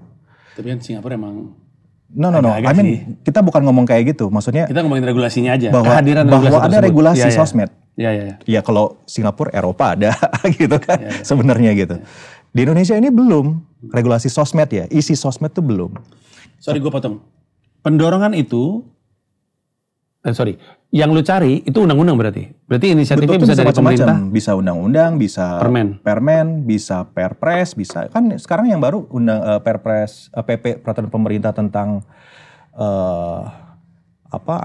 anak-anak di bawah usia itu tidak boleh menggunakan sosmed kecuali dengan izin orang tua, kan itu PP tuh. Bisa PP juga bentuknya, macam-macam kok. Bisa. Apakah ini yang kemudian jadi dasar, nah ini gue takut salah nih, ini salah nginget ya. Saya mau berhati-hati, saya tanya sama orang yang mungkin lebih, keterlibatan polisi dalam pemantauan media sosial. Enggak. Ini beda? Beda. Ini tujuannya adalah untuk memastikan ruang publik kita berkualitas. Gitu, bro. Ini gue kasih unjuk lagi yang di Singapura ya. Di Singapura itu kritik politik boleh, bebas. Bahkan ada pasal yang menyebutkan begini, undang-undang ini tidak termasuk kritik politik kayak jokes, stand up comedy gitu, nggak termasuk gitu. Oh, itu disebutin. Gue waktu di sana mempelajari betul, studi banding regulasi-regulasi yang ada tanpa harus keluar negeri ya. Gue studi banding gitu dan menemukan, ternyata ada hal yang harus kita isi nih di Indonesia gitu. Di sana ada aturan kayak gini, kalau satu akun mau akunnya itu terbuka atau tidak terbuka ya, ternyata informasinya salah, maka platform harus memaksa agar di akun itu informasi konfirmasinya di post setelah akun hoaxnya, setelah post hoaxnya. Jadi postingan hoaxnya nggak boleh dihapus. Kayak yang ada di Twitter. Jadi kayak apa ya, community notes gitu. Jadi kayak ya kalau tweetnya masih ada, tapi ini nggak bener loh gitu. Betul. Kayak gitu kurang lebihnya. Saya nggak tahu gimana bentuknya ya, tapi dorongannya dari negara gitu. Jadi tapi itu no. Di pemerintahan yang kita nggak usah ngomongin Prabowo ya, tapi kan namanya aturan kan dia kan jalan terus ke belakang. Di pemerintahan yang represif bisa jadi senjata juga ya? Enggak juga, maksudnya gini, kalau dibatasin sama undang-undang dan jelas ya, jangan berpikir ini tuh untuk politik, enggak hanya buat politik aja. Hoax itu kan macam-macam, ya bisa hoax tentang produk, hoax tentang identitas orang lain, bisa macam-macam gitu. Iya. Politik tuh hanya sebagian kecil aja. Dan publik nggak takut, publik cuma takut yang politik kan. Iya, yang sensitifnya kan masalah politiknya. Tapi kita sepakat nggak bahwa kalau disinformasi itu harus ada konsekuensi. Bahwa hoax apalagi ya, yang tujuannya memang memanipulasi informasi kan banyak banget sekarang. Ya. Saat gue di sana ya, di Komdigi, gue mungkin ada sekitar 3-4 akun di fake gue take out. Gue minta platform untuk turunin gitu. Karena di fake konglomerat minta uang. Ada di fake-nya Ibu Iriana setelah transisi setelah purna tugas, dia bilang akun itu ya dengan wajah Ibu Iriana yang begitu real, saya sudah tidak bertugas lagi sebagai ibu negara, maka sekarang saya akan fokus konten. Ada kayak gitu? Kayak gitu. Terlalu lucu. Tapi gini. Buat kita lucu, tapi buat publik followersnya udah puluhan ribu itu. Problem gue, kalau gue ada di posisi seberang sama lu terkait regulasi. Tapi gue ngerti argumen gue sangat mudah untuk diserang. Buat gue khawatir undang-undang itu kemudian pada prakteknya tuh abu-abu banget sehingga multitafsir. I'll get back to the case. Tapi kalau gue lebih kepada mendingan kita aja deh yang lebih pintar sehingga kita bisa ngeraba mana yang goblok, mana yang salah, mana yang enggak. Karena gue juga ngalamin itu kalau kita satu grup WhatsApp sama orang tua kita paling sering naruh hoax dan edukasi hoax itu selalu dikasih tahu berulang-ulang kepada orang tua. Gue lebih percaya pendekatan kita ningkatin edukasi supaya nggak kena hoax ketimbang pendekatan serang-serangan hoax. Contoh kasus yang gue khawatirin adalah kalau ada aturan kayak gini adalah apa yang terjadi dengan mahasiswa kampus kita juga. ITB, anak FSRD ITB bikin digital Prabowo sama Jokowi ciuman, lalu sesuatu yang namanya juga anak seni rupa, ekspresi seni kan, dan dia juga lakukan itu dalam rangka kritik. Lihat loh, kalau lo nggak atur AI bisa kayak begini. Tapi akhirnya dia yang diserang dan dengan membawa aparat. Nah, gue tuh khawatir sama kayak gini-gini. Gimana caranya kita punya regulasi? Tapi terus nggak jadi alat kayak gini gitu. Regulasi yang kan kita kesel juga kan? Iya ya, regulasi justru kalau saya melihat ya. Kenapa pada akhirnya menggunakan ITE? Karena nggak ada regulasi sosial media. Akhirnya pakai ITE. Jadinya kan pakai pidana. Kalau ada regulasi sosial media, negara bisa dengan mudah meminta kepada platform. Bahkan kalau perlu, negaranya bisa meraih akunnya ya. Meraih itu bukan artinya tahu datanya bukan, tapi bisa reach out. Bisa reach out. Akun lu ini melanggar aturan, turunin. Lebih common sense. Iya, tapi itu juga udah terjadi kan? Belum lah, itu buktinya kan masih beredar kemana-mana akunnya, postingannya. Oke. Kalau yang sering terjadi di Twitter itu adalah ada informasi yang masuk via email ini dari Twitter, kami mendapatkan informasi dari pemerintah bahwa Anda mendapatkan hoax. Sekarang ada mekanismenya, tapi mekanisme itu tuh sekarang ya bentuknya adalah pemerintah itu melapor ke platform. Platform akan menganalisa menurut standar mereka. Baru kemudian mereka akan memutuskan akan menurunkan atau tidak. Nah, itu maksud gue itu sudah terjadi dan orang melihat itu sebagai alat represi gitu loh. Ya komunikasinya harus diberesin maksudnya ya menurut saya. Karena kalau tesisnya begini, banyak negara yang kita bilang demokratis dan macam-macam menggunakan regulasi. Itu satu gitu ya. Yang kedua, regulasi sosmed ini justru malahan membuat pemerintah memiliki landasan hukum yang lain ketimbang pidana untuk sosial media. That's very interesting. Gitu. Kalau sekarang nggak ada lagi yang lain selain ITE, makanya pendekatannya pakai ITE. Gitu. Kalau komunikasi kayak gitu, publik jadi lebih mudah untuk menerima karena di satu sisi terlihat seperti lagi mencoba untuk mengekang, di sisi lain justru gue nggak pengen lu kena penjara dengan aturan yang lain ini. Very interesting, very interesting. Menurut lu kita masih jauh? Lu belum jalan by the way. Menurut lu kita masih jauh dari ketersediaan karena lu kan ada di Dirjen IKP dulu. IKP sebenarnya, terus kan udah enggak. Sewaktu di situ atau sekarang dari luar ngeliat ke dalam, kita jauh nggak dari? Sebetulnya enggak. Ketersediaan pembicaraan akan regulasi tersebut? Enggak sih. Karena gitu. tahun lalu studinya udah dilakukan. Jadi kan untuk bikin regulasi itu sebetulnya prosesnya memang panjang ya, tapi bisa didorong kalau ada urgency. Apalagi Pak Presiden tuh sekarang mempermudah membuat regulasi ya, supaya cut off birokrasi gitu. Sekarang lebih mudah. Beliau juga maunya gitu. Iya. Cepat semua. Jadi harusnya kalau memang urgensinya ada, mudah. Itu yang PP Tunas itu kan cepat juga tuh prosesnya. Yang untuk anak usia remaja agar ada moderasi ketika menggunakan sosmed ya, itu kan cepat juga dan bisa dan bagus. I appreciate the bill ya gitu. Di Australia juga kan ada juga hal-hal yang sama. Jadi nggak susah gitu. Apalagi kajiannya udah ada di Komdigi ya. Saya kasih tahu lagi nih buat dirjen yang baru itu udah ada. Silakan dibuka aja filenya ada. Kalau butuh saya jadi narasumber, I would like to help of course gitu ya. Karena return lah. Pasti enggak. Kita udah enak ngobrol sama Mas Faji di sini. Cukup. Return lah tuh udah ada ya datanya. Silakan. Sorry lu jalan dulu, gue takutnya permainan kita nyangkut. Oke, siap. Gue sih terima kasih sama kesempatan untuk ngobrol sama lu. Dan gue mau memanfaatkan sedikit nih kesempatan untuk ngobrol sama lu berkaitan sama Gibran, berhubungan dan temenan.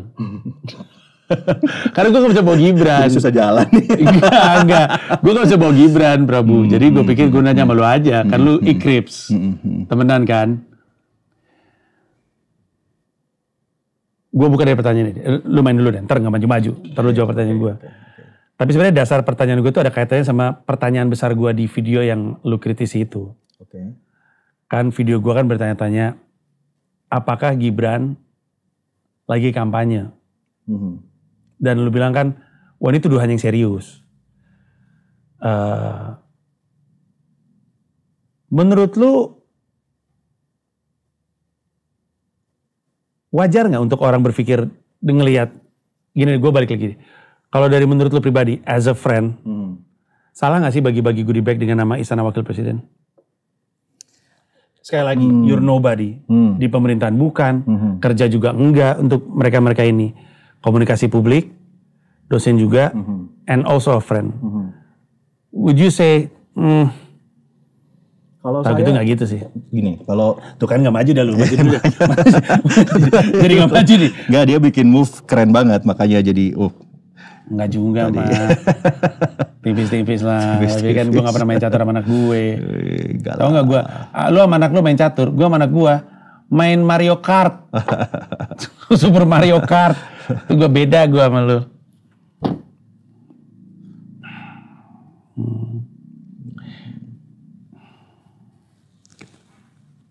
Ya. Mau lu apa? Ini jawab dulu ya tadi ya? Iya. Oh ya. Menurut lu gimana? Gini, kalau pendapat gue akan sangat subjektif. Jadi gue disclaimer dari sekarang. Kenapa? Karena mungkin more or less saya tahu Mas Wapres gitu ya. Kenal pribadi beliau. Mas Wapres ini tidak akan melakukan sesuatu yang dilakukan kalau memang tidak ada konteks, tidak ada situasi gitu. Kadang-kadang bahkan situasinya bisa jadi tidak seperti yang kita bayangkan juga. Jadi saya yang pertama adalah meyakini bahwa yang dilakukan dengan lapor Mas Wapres, dengan bagi-bagi goodie bag itu, ya, dengan label Istana Wapres itu pasti ada situasi gitu ya. Dan saya tidak melihat itu jadi problem yang harus dibicarakan. Kenapa? Karena sebetulnya kementerian juga melakukan hal yang sama, goodie bag kementerian, kementerian sini gitu ya. Kalau Wapres kan memang namanya Istana Wapres. Memang mau nyebutnya apa gitu. Saya nggak tahu masalah sebenarnya apa ya. Bisa aja kan, tapi nggak bisa disebutin ini. Kalau disebutin kita jadi klip lagi. Nggak. Ya, okay, tapi intinya saya tidak melihat itu adalah masalah yang harus membuat kita punya insinuasi seakan-akan Wapres mau kampanye. Dasarnya satu, Pak Gibran ini kan politisi. Dia tahu kalau itu, dia tahu lah kalau politisi beneran ya gitu ya. Dia tahu kampanye itu nggak boleh sekarang. Nggak mungkin kalau dia mau kampanye dia terbuka gue mau kampanye, itu nggak mungkin. Toh dia pasti berhitung, nggak mungkin juga dampaknya gara-gara bikin ngasihin Istana Wapres terus orang akan pilih dia untuk 2029 kan itu enggak. Yang di pikiran gua. Gitu. Everybody knows it's too early to campaign. Dan sekelas Gibran nggak mungkin lah melakukan itu gitu ya kalkulasinya. Buat politik itu kan besok aja masih lama. Apalagi 4 tahun yang lain. Kita tahu nama Gibran muncul, nama Caimin muncul waktu itu kan like H-1, H-2 gitu. Betul. Jadi saya yakin Mas Wapres melakukan itu bukan atas niat mau kampanye. Itu dulu yang pertama sih. Karena I know his capacity, he's a politician and he knows that kalau hal tersebut dilakukan untuk berkampanye itu pasti bodoh gitu. Dan rasanya dia nggak mungkin lakuin itu karena motif itu. Gue juga selama ini berpikir dari luar kayak kampanye, tapi dalam hati nanya, tapi ngapain gitu? Apalagi mungkin lu inget ya, waktu itu responnya adalah, jadi setelah lapor sama Wapres, terus bantuan Wapres dan segala macam, tiba-tiba dari kubunya Gerindra bikin pernyataan, by the way, Prabowo masih akan maju ya di periode selanjutnya. Sekarang kita berpikir, belum juga setahun. Apa yang membuat campnya Gerindra tiba-tiba ngumumin Prabowo akan maju lagi di 2029. Everything is way too early. Makanya, apalagi ditambah dengan informasi yang gue dengar dari teman-teman, makanya I have this sense kayak, is there something wrong gitu. Tapi this is another subject dan gak akan kemana-mana karena faktanya gak bisa ditemuin dan terbuka. Gue mau nanya sesuatu yang lain, mumpung gue ketemu sama lu. Gue lempar pertanyaan dulu, and then konteksnya ya. Saat ini kan lu komisaris independen untuk BUMN KP itu apa? Kilang Pertamina? Kilang Pertamina. Internasional. Lu satu-satunya komisaris yang bisa gue hadirkan di sini, jadi mumpung itu gue tanya. Isunya adalah, banyak orang yang kesal sama Pak Erick Thohir. Gue salah satunya. Kesal ya, karena dari outside looking in, it does seem like bagi-bagi. It does seem that way. Kemarin terakhir yang dapat jabatan itu adalah Ade Armando. Kemudian Ivan Seventeen direktur. Kemudian Abu Janda komisaris. Kemudian Fauzi Badillah komisaris. Terus lu, yang paling menarik adalah lu dapat jabatan komisaris lu sebelum sebenarnya Pak Prabowo dilantik. Karena gue gak mungkin bisa menghadirkan orang lain dan gue punyanya lu. Boleh gak gue tahu kenapa sih this specific person dipilih untuk this specific BUMN? Dasarnya adalah kemarin gue bisa bikin konten, mungkin jadi kritik lu juga suatu hari nanti. Adalah wamen BUMN pun jadi komisaris BUMN, which is I think it's kind of weird. Ada wamen pertanian, komisaris pupuk, komisaris utama pupuk. Bagus dong. Bagus atau kan pupuk sama pertanian betul banget. Tapi kayak yang punya aturan sama yang punya usaha satu orang gitu. Kan harusnya kan tapi kan BUMN. Tapi kan ada persaingan lain. Enggak lah. Enggak dong. Oke. Kalau gitu gue balikin ya. Oke. How does someone ditunjuk megang apa? Lu kan tambang berarti, industri tambang. No. Oil and gas. Oil and gas. Kilang. Apa sih yang membuat orang ini ditunjuk dan apa yang membuat dia ditunjuk untuk orang ini? Atau itu benar-benar hak prerogatif, lu pun ngeblank, gua mah ditugasin iya aja gitu. Atau lu dikasih tahu, gue tunjuk lu karena begini gitu.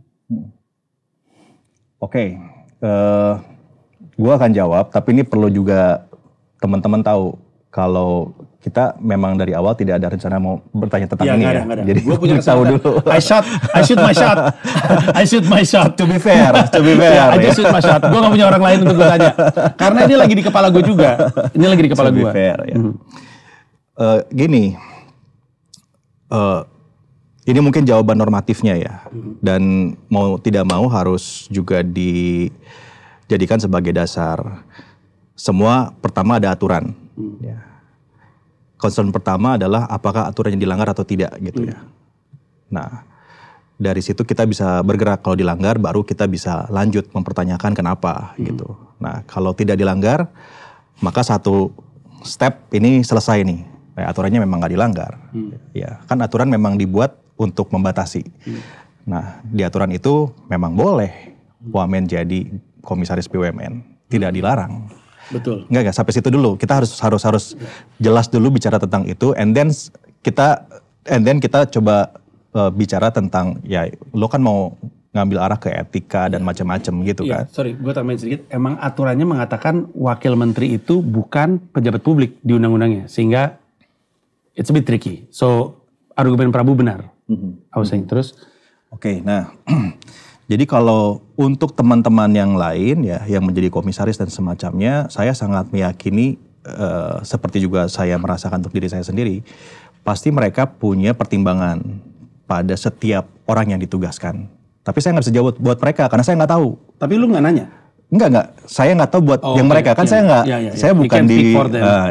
I cannot speak for them. Betul. Gitu. Saya nggak tahu bagaimana proses memilihnya, kenapa dan semacamnya. Tapi I know that there is pertimbangan lah, ada pertimbangannya dari tentunya pemerintah gitu ya, kenapa menempatkan ini dan semacamnya. Pertimbangannya banyak ya, nggak hanya pertimbangan teknokratis, pertimbangan politik, pertimbangan jejaring, pertimbangan leadership, pertimbangan macam-macam gitu ya.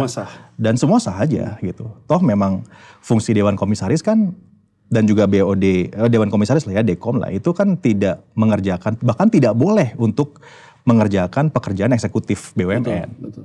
Ya. Kita dibatasin, nggak bisa ikut campur tangan pekerjaan teknis. Ya. Tugas kita overall adalah mengawasi, memastikan bisnis itu berjalan dengan benar dan sesuai dengan aturan yang berlaku lah, GCG sebetulnya, good corporate governance gitu. Nah, itu dulu yang pertama ya. Jadi sikap gue adalah gue meyakini betul bahwa setiap orang yang ditugaskan itu pasti ada tujuannya gitu dan ada manfaatnya. Kalau enggak gimana? Ada mekanismenya untuk mengganti. Mekanismenya ada untuk ganti komisaris, ganti BOD bahkan yang tidak bisa memenuhi tanggung jawabnya. Karena kami BOC ini ya diukur terus, bahkan setiap bulan itu ada ukurannya gitu. Ikut berapa kali hadir, opininya apa, pendapatnya apa. Kita tuh ada di setiap komite, dibagi beberapa komite kan. Saya di komite investasi sebagai contoh gitu. Itu diukur dan dilaporkan terus ke pemerintah ya. Apakah saya aktif atau tidak, bekerja atau tidak, seberapa hands-on atau tidak, itu ada matriksnya lah ya. Dan matriksnya kompleks ya. Pasti untuk BUMN nggak mungkin matriksnya semudah itu gitu. Jadi itu sikap yang pertama nih, gue tentang teman-teman yang ditunjuk sebagai komisaris gitu ya. Yang kedua, kalau apakah saya diberitahu tugasnya apa, dikasih tahu dong gitu. Bahkan mungkin gue mau giring pertanyaan ke Bro Panji gini, memangnya kenapa sih kalau gue jadi komisaris di KPI? Nggak apa-apa. Nggak apa-apa. Ya. Gini, gue kasih konteks deh. Orang mungkin banyak yang tahu, namanya komisaris independen. Salah satu tujuan komisaris independen ditaruh justru independensi dari the rest of komisaris. I just wanna put there in context. Jadi bukannya mau nuduh curiga, presiden, ini kan BUMN kan milik pemerintah, pemerintah kan dipegang sama presiden. Presiden itu punya hak untuk naruh orang kepercayaan di situ dengan posisi dia sebagai komisaris independen, regardless dia ngerti sama enggak industrinya, hanya karena presidennya percaya ini orang. Memang kayak gitu kan posisi komisaris independen. Salah satunya ya. Betul. Tapi kan dalam rangka supaya kita dan publik dapat fakta, karena ini bisingnya gue nih, kayak yang tadi di awal soal Gibran, gue bisa salah lagi di BUMN. mumpung ada lu, kita mesti, atau gue pengen publik terinformasi, sebenarnya apa yang membuat orang ini ditunjuk? Murni, kalau dari jawaban lu kan karena kepercayaan, pertimbangan politik, dan itu sah. Dan kemudian pertanyaan lanjutannya adalah, komisaris independen, kerjanya apa? Ya. Yang membedakan dia dengan yang lainnya. Karena dia kan, intinya kan kayak, gue naruh mata dan kuping di rapat-rapat komisaris nih, Prabu, gue nitip lu di sini. Berarti kan ada tugas lain kan, Prabu? Selain lu bertugas di situ yang memastikan BUMN-nya beres, ada penugasan untuk laporan kan? Atau enggak? Jadi tugas Dewan Komisaris mau independen ataupun tidak itu udah ada udah tertulis ada aturannya, ya betul. Ya. Fungsinya jelas pengawasan, ya fungsinya pengawasan. Kemudian yang kedua adalah memberikan arahan, ya apa yang boleh, apa yang tidak boleh, sebaiknya bagaimana dan seterusnya. Nah, secara teknis komisaris ini nanti dibagi ke beberapa komite, ada audit, ada investasi, ada manajemen resiko, dan beberapa komite yang lain. Nah ini teman-teman Dewan Komisaris ini akan selalu dimintai report gitu ya. Kami melapor terus, membuat laporan sesuai dengan komite di mana ditugaskan gitu. Jadi kalau bicara tentang apa tugasnya, ya tugasnya seperti Dewan Komisaris yang lain. Ya bedanya adalah bahwa saya tidak menjabat di pemerintahan. Ya bisa dimaknai sebagai tadi ya dipercaya oleh pemerintah walaupun tidak menjabat di eksekutif pemerintahan, atau juga murni dari publik gitu ya, datang dari publik. Ada beberapa komisaris yang memang murni datang dari publik dan sampai sekarang bertugas ada gitu. Berarti gue bisa ambil kesimpulan gini.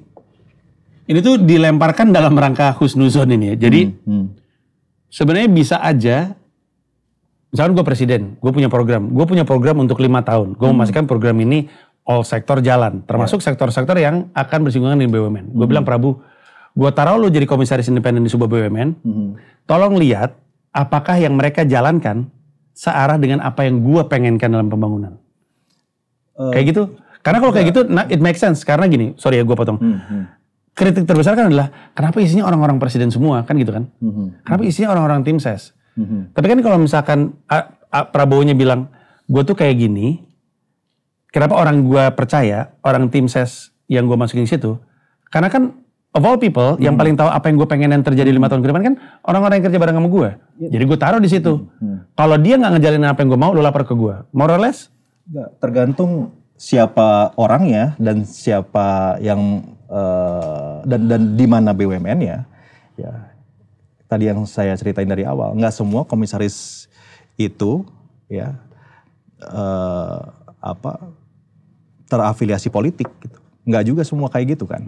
Kalau lo cari datanya, lo buka semua komisaris itu banyak juga komisaris yang datang dari profesional. Tapi dari itu nggak dipermasalahkan, Prabu, itu poin gue. Maksudnya yang dipermasalahkan yang punya afiliasi politik. Ya itu dia, kenapa? Memang kenapa masalahnya? Itu yang makanya tadi gue tanya, memang kenapa sih masalahnya kalau gue punya afiliasi politik? Masalahnya adalah bagi-bagi. Jadi takutnya yang ditaruh di situ tuh bukan karena kompetensi, tapi karena kan lu dapat tantim. Jadi lo gaji dapat tantim gitu. Lo melihat gue nggak kompeten di situ. Publik, bukan cuma gue bertanya sama lu. Gue punya kecurigaan lu nggak kompeten. Sekarang kalau gue bilang gue di kilang, itu gue punya background kilang gimana? Jadi kompeten. Ya, I have. Jadi kompeten karena lu TF. Ya, gue teknik fisika, gue dari awal memang paham sekali bisnis kilang. Yang kedua, udah 4-5 tahun ini gue riset tentang transformasi digital energi. Dan itu terbuka di mana-mana gitu. Dan kenapa gue ditempatkan di kilang Pertamina. Berarti kan untuk lu settled.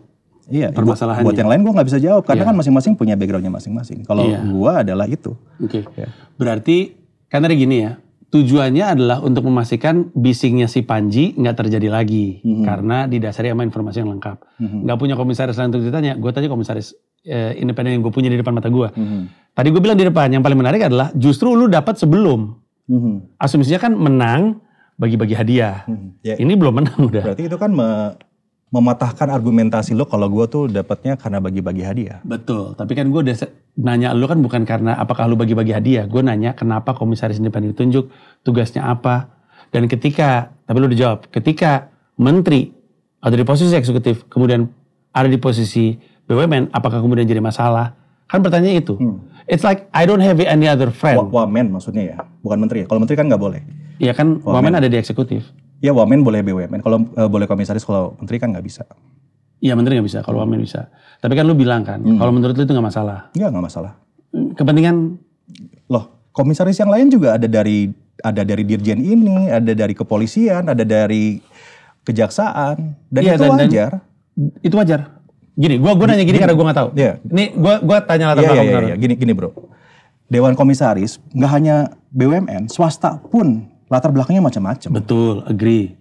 Iya kan? Yeah. Macam-macam. Yeah. Dan kenapa ditunjuk pasti karena punya atribusi yang dibutuhkan untuk perusahaan tersebut. Betul. Ada perusahaan teknologi komutnya orang banking, ada. Iya betul. Ya kan? Betul. Gue gak perlu sebutin. Betul. Ada perusahaan startup kredit keuangan yang gue tahu nih, dan valuasinya udah besar. Komutnya orang seni ada. Prabu, itu mah Gitu. settled kan. Kayak komisarisnya Comika juga latar belakangnya beda-beda. Nah, Cuman kan iya. pertanyaannya adalah ketika BUMN, kan you have to understand, kekhawatiran orang kan bisa dimaklumi. BUMN, pemerintah, seorang calon menang, lalu jabatan dibagikan. Nama-nama seperti Abu Janda, Ade Armando, Ivan Seventeen, Fauzi Badila. Ini kan wajar untuk dipertanyakan kompetensinya apa. Gue punya kesempatan untuk nanya sama lu, jawaban lu adalah emang lu mah teknik fisika. Iya, tentang gua, ya. Kelar. Gue bisa Tapi jawab kan, itu. kenapa jadi masalah? Kita kan nggak mempermasalahkan yang komersil dan nggak mempermasalahkan orang yang nggak punya afiliasi politik. Publik tuh resah sama yang punya afiliasi politik. Nah, lu kan punya tudingan seperti itu juga dulu. Walaupun gue bilang di awal, gue sih merasa lu bukan bagi-bagi. Karena lu dapat justru sebelum. I state that in the front. Gue state di depan, lu dapat sebelum menang. Which is weird. Bukan bagi-bagi hadiah namanya kalau sebelum menang. Tapi kan ada Prabu yang seperti itu. Dan kebisingan juga muncul di publik terkait itu. Termasuk oleh gue. Pak Erick Thohir ada di joke mensrea saya. Sehingga. Makanya sering ya Pak Erick Thohir jadi. Sering. Kemarin gue undang ke Skakmat juga. Gue bilang Pak Erick Thohir mampir ke Skakmat boleh gak? Belum siap kata dia. Oke, terima kasih banyak atas. Alhamdulillah dijawab sama menteri. Tapi maksud gue. Kan balik lagi ke spirit awalnya. Iya. Kalau mau beropini, pastiin lu kumpulin dulu faktanya.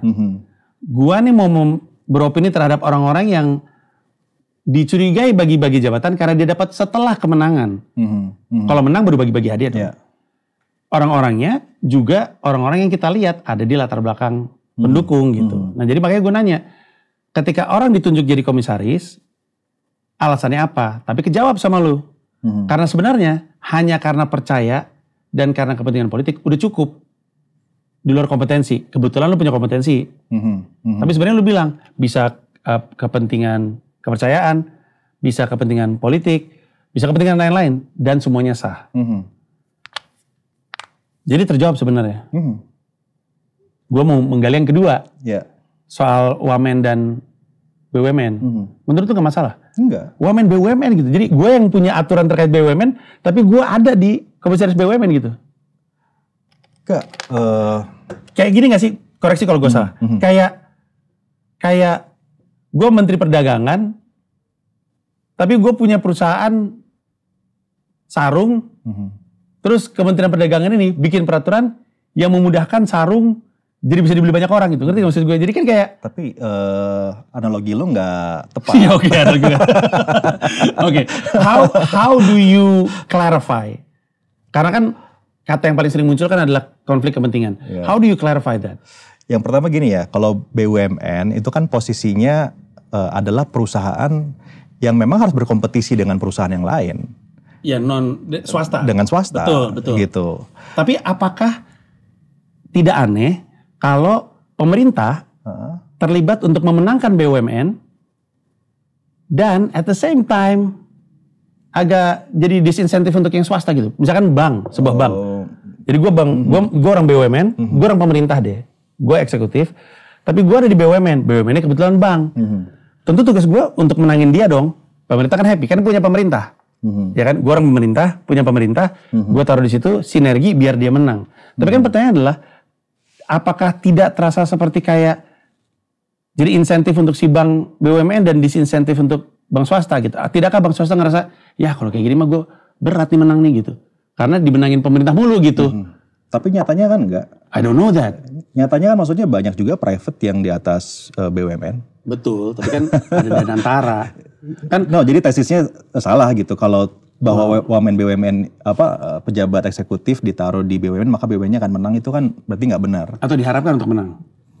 Loh, kalau bukan gini, kalau BUMN itu kan tujuannya bukan masalah menang atau nggak menang, tapi dia bisa mengenerate profit yang bisa kembali ke ekonomi negara. That's very good point. Iya. That's very good point. Gue terangin apa yang terjadi sama Sandiaga Uno ya. Udah nonton belum? Belum. Nah di Skakmat Sandiaga Uno tuh gue nanya premis gue tadi barusan. Kan ada Danantara nih. Danantara kan di atas BUMN. Iya. Dana dari BUMN naik ke Danantara, dikumpulin di sini, kemudian mungkin ditaruh di instrumen investasi. Sehingga kan ada kepentingan untuk BUMN ini proper. Iya. Iya, biar dananya masuk ke Danantara. Setuju. Karena kan BUMN kan ya beberapa ada yang goyang gitu-gitu lah ya. Oke. Betul.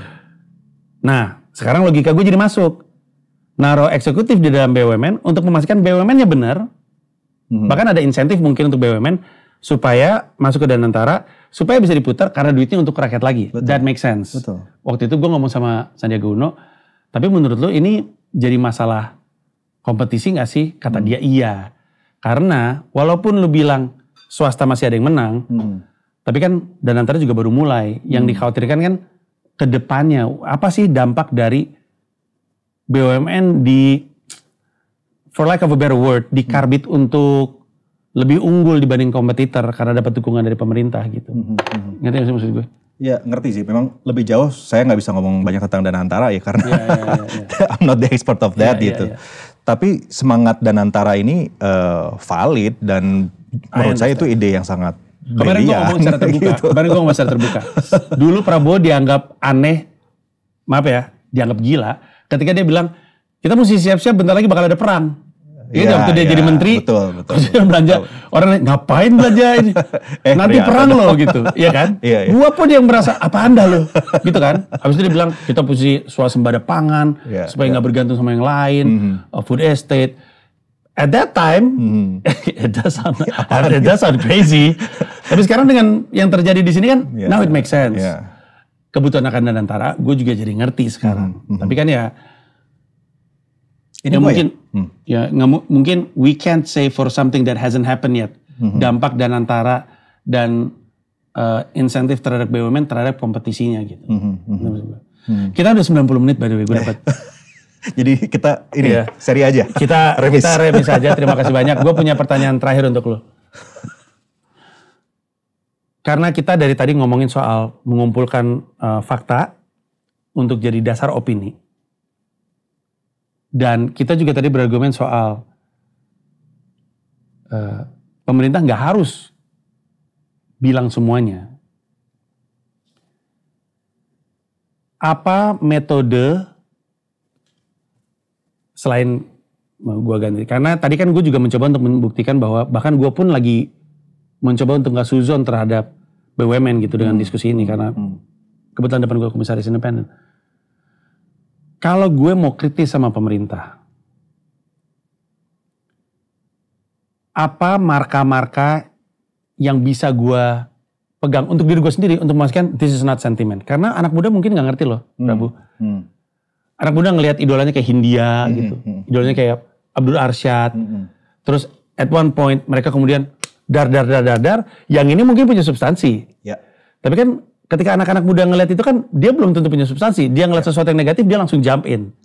Tapi kan gue juga anak muda harus punya marka kan. How do I know bahwa I'm not just being mean gitu. That's a very good questions. Gue seneng nih closingnya ini. Gini.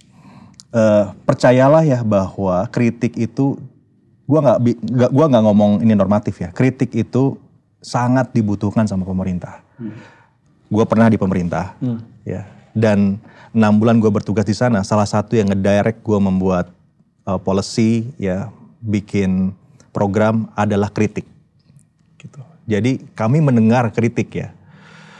Dan gue yakin kritik lo ini juga masuk ke dinding-dinding kementerian dan istana gitu ya. Gue gak yakin sih, tapi oke lah. No. Benar. Maksudnya ya saya punya klien beberapa menteri dan sering forward kontennya teman-teman yang sering mengkritik. Artinya kan masuk ke mereka gitu ya. Jadi kritik itu sangat dibutuhkan gitu ya.